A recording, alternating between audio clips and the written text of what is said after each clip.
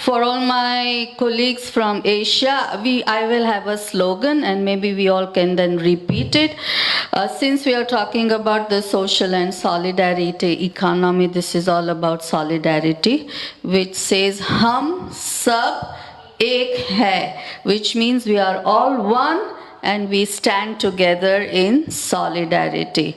So may I just request all my brothers and sisters, or sisters and brothers from Asia to join me, and whoever can understand and remember, we stand together in solidarity. Hum sab ek hai, hum sab ek hai. If you all want to wake up, otherwise, you may not listen to what I say, and I don't want to do injustice to what our sister from Korea just said about the informal sector and what the Deputy Minister also just said about the informal sector.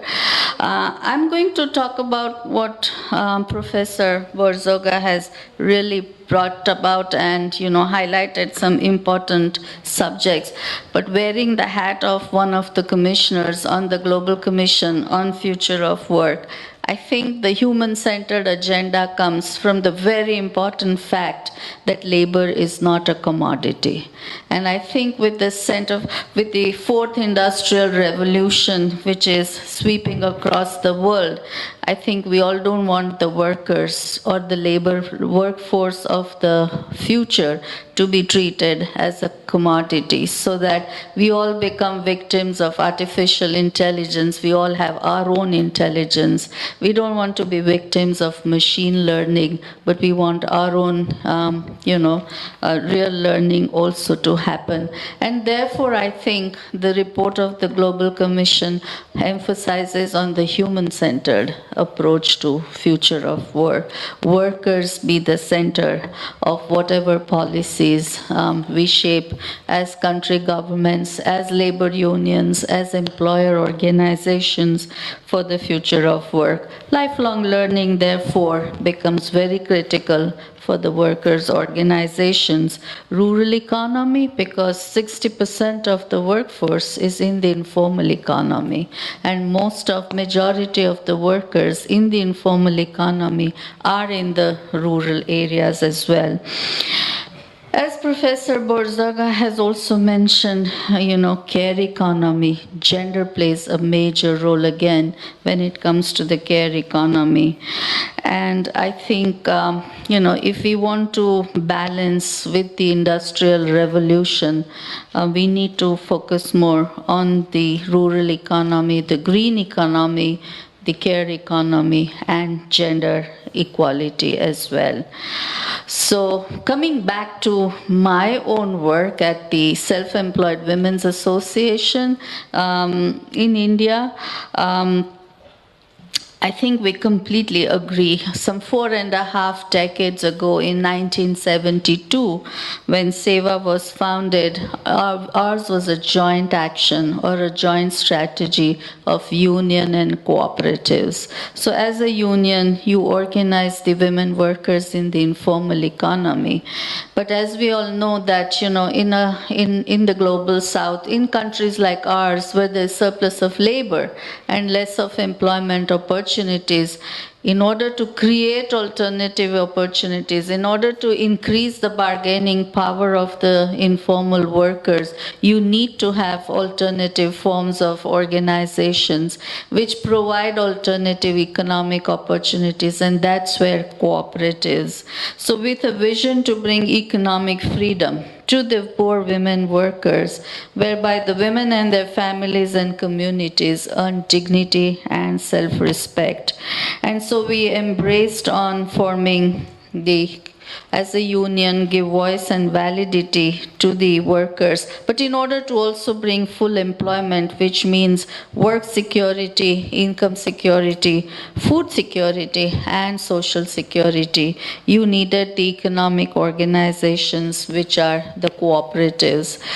However, in reality, where there's surplus of labor, the union has to create the alternative economic opportunities, and that's where the social and the solidarity economy plays a role. Today we have close to 1.9 million women workers as our members. And but the reality of these workers is that they are generally the poorest of the poor. Their tools are old and worn out, and they hardly have any information about or access to direct market. As Professor Borgosa was saying, that poorly qualified workers, that's the reason why they are poorly qualified. The employment opportunities available in the informal economy, therefore, is never constant due to severe competition, changing market trends, changing economic policies, and further compounded by the climate crisis. And in such situations, the informal workers have to pursue more than one trade. An agriculture worker is also an artisan pursuing embroidery, or a construction worker also makes kites during the kite flying season. Thus, their occupation varies depending on what is more conducive or at what point of time. And in such a scenario, the dignity of such workers is often compromised, and they end up in the vicious downfall of drudgery and poverty. And therefore, productive work, is the only thread that can weave a society together.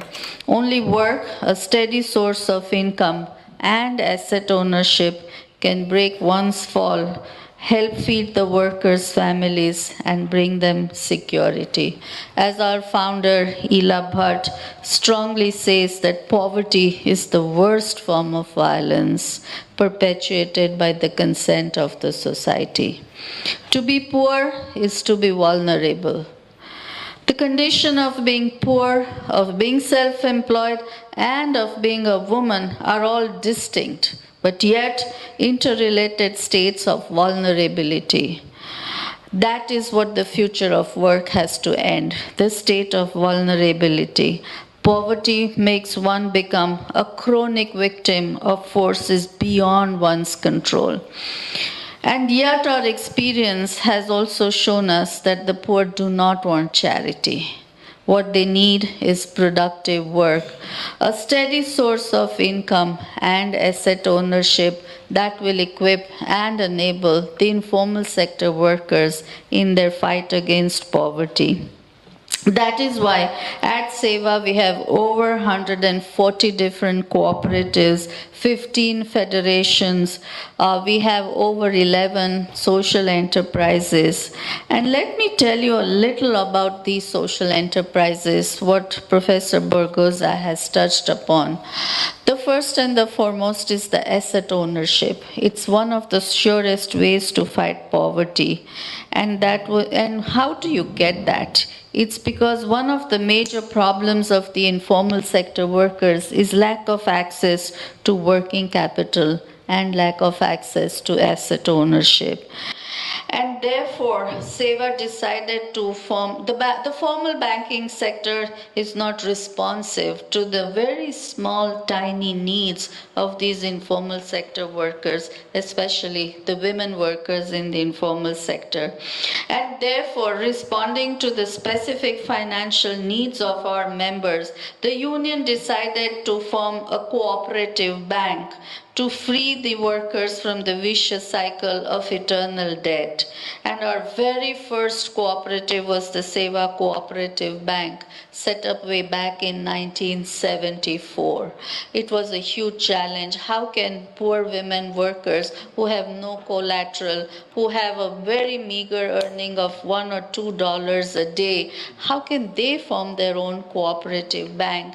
And one of our first promoters of the cooperative bank, an old cloth seller or a vendor, she said that, yeah, we are poor, but we are so many. And so today, I think our bank has 125,000 shareholders, all women workers, members of SEWA, and a paid-up share capital of close to 25 million Indian rupees. It provides a package of financial services to our members: savings, credit, insurance, pension, everything that a poor woman needs to end her vicious cycle of indebtedness. The second point that Professor Bargosa mentioned about personal and family services, how do we mainstream those services? And I would touch upon the childcare cooperative of SEWA members. We have women who work in the tobacco fields and tobacco processing units. And they would need affordable access to quality childcare, in absence of which these women are forced to either carry their young ones to their workplaces and thereby bringing down their daily wages, but also exposing the infant children to the health hazards of exposing them to tobacco. And therefore, way back in 1984, SEWA trained a cadre of 496 women workers from these tobacco trade itself to run a childcare cooperative so that the women have access to quality yet affordable childcare. Today, these women run over 100 childcare centers for close to 40,000 women who are now able to have quality childcare services. This cooperative also now ask the employers or the traders to also contribute towards the running cost of the childcare cooperatives. So what Professor Bargosa said, it's a bottom-up organization that has emerged within the local community in response to the dire need of the local women workers. How do we scale up these kind of worker-owned social enterprises is the challenge today. Our experience of over 3 decades of sustainably running the childcare cooperative shows that for a better future of work for the rural workers, especially women workers in the informal economy, these kinds of social enterprises that are attuned to the needs of the workers and whose ultimate goal is to provide a service to its members needs to be scaled up. The report of the ILO's Global Commission on Future of Work also advocates investing in rural and care economy for a better future of work.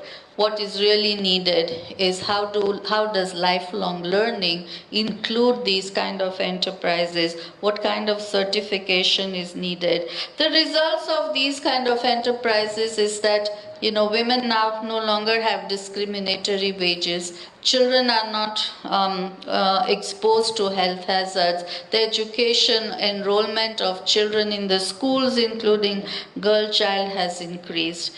My other point of manufacturing in the social and solidarity economy, which we all feel is on a decline. But if you have social enterprises where the producers are the shareholders and thereby the owners and managers of their own trades and enterprises, such social enterprises still have a strong future of work as well. And I say this again based on our 2-decade-old experience of organizing the artisans in the dry, desert and remote areas of India, where in absence of work, these workers were compelled to migrate in search of work and income, but today have their own company, a for-profit company where 30,000 women artisans are the shareholders, and they have a turnover of close to $7 million. And I think they have their own brands, and every dollar of purchase you make, 65% goes directly into the hands of the artisans. So I think one of the peculiarities of the countries of the global south is the growing young workforce. The profile of these young workers is very different. And in order to tame the digital disruption, how do we create digital enterprises? And I want to touch upon just a few. We have a digital enterprises which has brought together the self-employed and also the enterprises on a common platform? And how do we train the young workforce into upcoming and new areas of employment such as barcoding, data entry, data analytics, logistics, packaging, cataloging and photo shoots. So we have 25 such new areas where the young, the educated youth, we have about 1 million producers who are on this platform, and we have about 7,000 young girls and boys who are managing these kind of services to run a digital enterprises. We have a platform where we have rural homestays put on the sites, and illiterate households now have a ability to have employment opportunities. So therefore, I think despite having challenges, if we look at how do we convert and provide a broader market access to these tiny and micro enterprises, where the digital social enterprise throws up several such opportunities. However, I think one of the things which Professor Borgosa and organizations like him and ILO has to do is that the challenge for us is that how does the social and solidarity economy either partner or what stand it takes with the impact investment community. And that's what is going to sweep away the social and solidarity economy. And so how do we bridge a partnership with them? Both I would like Brother Vic as well as Professor Borgosa to look into that. The second big message I have to convey here to all my sisters and brothers here is, how does a union through a social and solidarity economy tame the market, increase the bargaining power of the workers? Unions also need to tame digital revolution, and how do we have digital organizing as a means to increase the bargaining power, increase the negotiation skills of our members or our workers? Thank you so much.